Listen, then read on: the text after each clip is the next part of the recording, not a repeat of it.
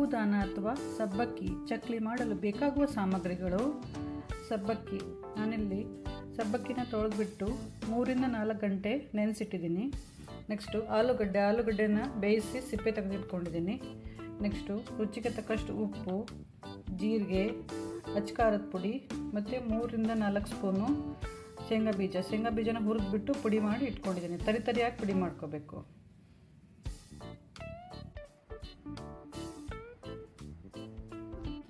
First ಆಲೂಗಡ್ಡೆನ ತುರಿಯೋ ಮನೆಯಲ್ಲಿ ತುರಿದಿಟ್ಕೊಳ್ಳೋಣ. ಇಲ್ಲ ನಾನು 3 ಆಲೂಗಡ್ಡೆ ತೊಗೊಂಡಿದ್ದೀನಿ. ನೀವು ಆಲೂಗಡ್ಡೆ ಇಷ್ಟ ಇಲ್ಲ ಅಂದರೆ ಸ್ವಲ್ಪ ಕಮ್ಮಿ ಕೂಡ ಹಾಕ್ಕೋಬೋದು. ಈಗ ಆಲೂಗಡ್ಡೆ ತುರಿಯೋಣ ಫಸ್ಟು. ಈಗ ನೋಡಿ, ನಾನು ಆಲೂಗಡ್ಡೆ ತುರಿದಿಟ್ಕೊಂಡಿದ್ದೀನಿ.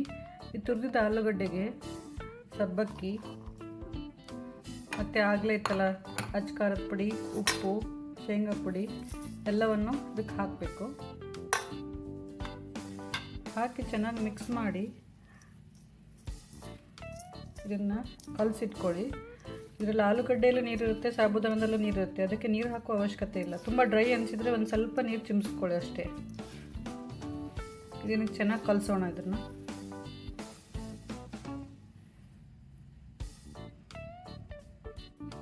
ಈಗ ನೋಡಿ, ನಾನು ಇದೆಲ್ಲ ಕಲಸಿ ರೆಡಿ ಮಾಡ್ಕೊಂಡಿದ್ದೀನಿ. ಚೆನ್ನಾಗಿ ಕಲಿಸ್ಬೇಕು, ಮತ್ತು ಇಲ್ಲಾಂದರೆ ಉಪ್ಪು ಖಾರ ಒಂದು ಸ್ವಲ್ಪ ಆ ಕಡೆ ಈ ಕಡೆ ಆಗುತ್ತೆ. ಇದೆಲ್ಲ ರೆಡಿ ಆಗಿದೆ. ನೆಕ್ಸ್ಟ್ ಈಗ ಒಂದು ಸ್ವಲ್ಪ ಕೈಯಲ್ಲಿ ಎಣ್ಣೆ ಹಚ್ಕೊಂಡ್ಬಿಟ್ಟು ಈ ಥರ ಚಕ್ಲಿ ಮನೆ ಇರುತ್ತಲ್ಲ ಅದಕ್ಕೂ ಎಲ್ಲ ಒಳಗಡೆ ಎಲ್ಲ ಹಚ್ಕೊಳ್ಳಿ. ಚಕ್ಲಿ ಪ್ಲೇಟ್ ಇರುತ್ತಲ್ಲ ಅದಕ್ಕೂ ಕೂಡ ಎಣ್ಣೆ ಹಚ್ಕೋಬೇಕು.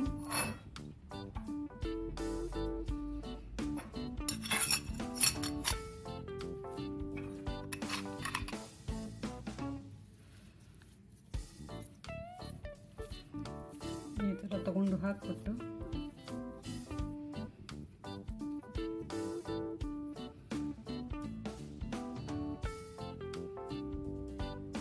ನೆಕ್ಸ್ಟ್ ಒಂದು ಪ್ಲೇಟ್ ತೊಗೊಂಡು ಅದಕ್ಕೊಂದು ಸ್ವಲ್ಪ ಎಣ್ಣೆ ಹಚ್ಕೊಂಡಿದ್ದೀನಿ.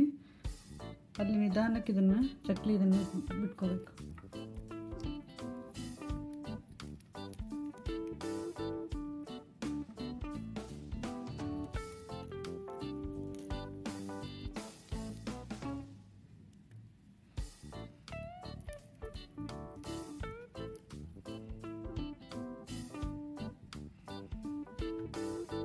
ಈಗ ನೋಡಿ, ನಾನು ತಟ್ಟೆಲೆಲ್ಲ ಚಕ್ಲಿ ಇದನ್ನ ಹಾಕಿ ರೆಡಿ ಇಟ್ಕೊಂಡಿದ್ದೀನಿ.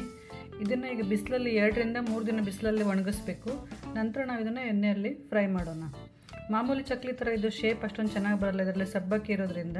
ಹಾಗಾಗಿ ಸ್ವಲ್ಪ ಕಟ್ಟಾಗ್ತಾ ಇರುತ್ತೆ, ನೋಡಿಕೊಂಡು ಹಾಕಿ. ಈಗ ಇದನ್ನು ಬಿಸಿಲಿಗೆ ಇಡೋಣ 2 ರಿಂದ 3 ದಿನ.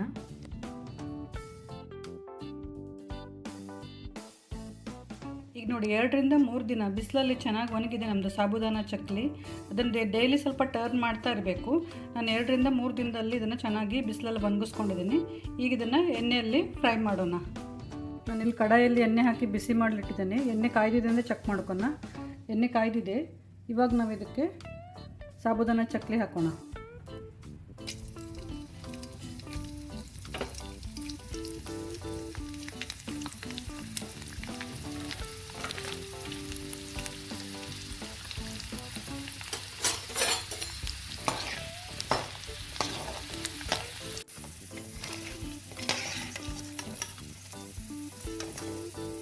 ನೋಡಿ ಎಷ್ಟು ಬೇಗ ರೆಡಿ ಆಯ್ತಿದು. ಇದನ್ನು ನಾನು ಪೇಪರಲ್ಲಿ ತೆಕ್ಕೋತಾ ಇದ್ದೀನಿ. ಸೊ ಫ್ರೆಂಡ್ಸ್, ಈಗ ಕ್ರಿಸ್ಪಿ ಚಟ್ಪಟ ಸಾಬುದಾನ ಚಕ್ಲಿ ರೆಡಿ ಆಗಿದೆ. ಈ ನನ್ನ ರೆಸಿಪಿ ನಿಮ್ಮೆಲ್ರಿಗೂ ಇಷ್ಟ ಆಗಿದೆ ಅನ್ಕೋತೀನಿ.